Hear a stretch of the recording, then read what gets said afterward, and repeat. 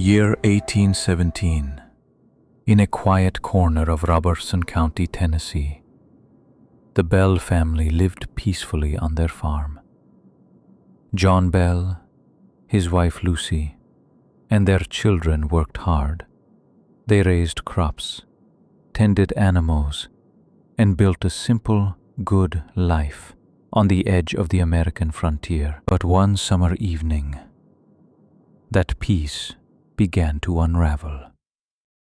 John Bell was walking through his cornfield when he saw something strange. A creature. It had the body of a dog and the head of a rabbit. He raised his rifle, fired once, but the thing disappeared into thin air. That night, scratching started on the walls of their home. It sounded like claws dragging across the boards. The children's bed covers were yanked off in the middle of the night. Whispers floated through the dark. At first, the Bells thought it was animals, or maybe a prank. But the strange events kept happening, and they were getting worse. Soon, the invisible force began to speak. It sang old church hymns, it recited Bible verses, and then it mocked the family. It called itself Kate. She said she was the spirit of a neighbor who had been wronged, but no one knew for sure. What they did know was that Kate wasn't leaving. She focused most of her anger on Betsy, the Bells' teenage daughter. She slapped her, pulled her hair, left red welts on her skin that wouldn't go away.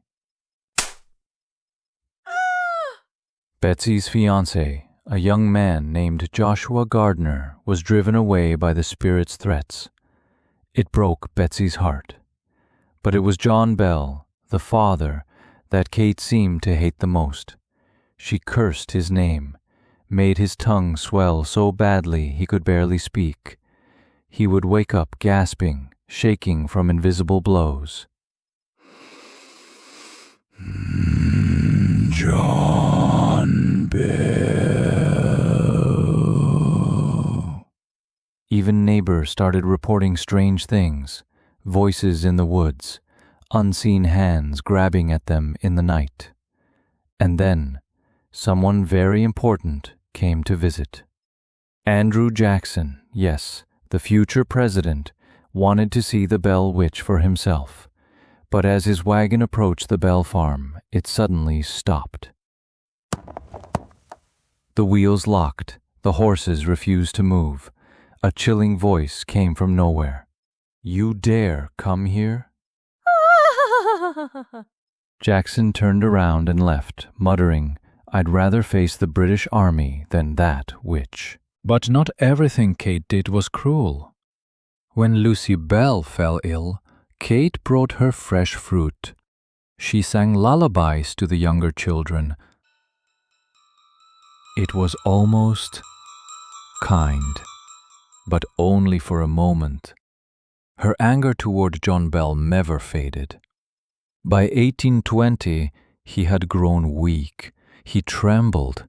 He suffered from terrible seizures. On the morning of December 20th, he didn't wake up. Beside his bed was a small vial filled with a dark, black liquid. Kate's voice echoed through the house. "I gave it to him." They tested the liquid on a cat. The cat died instantly. After John Bell's death, Kate began to fade. The scratching stopped, the whispers died down, but before she left, she made a promise. "I'll be back in 7 years." And in 1828 she returned, just as she said. She whispered to John's son, knocked on the walls, and then she vanished.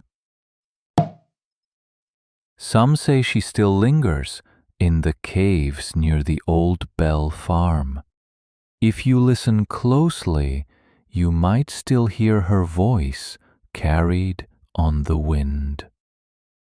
To this day, no one knows exactly what haunted the Bells. Was Kate a restless spirit, a ghost born from anger and sorrow, or something else entirely? The truth has been lost to time, but the legend of the Bell Witch still lives on.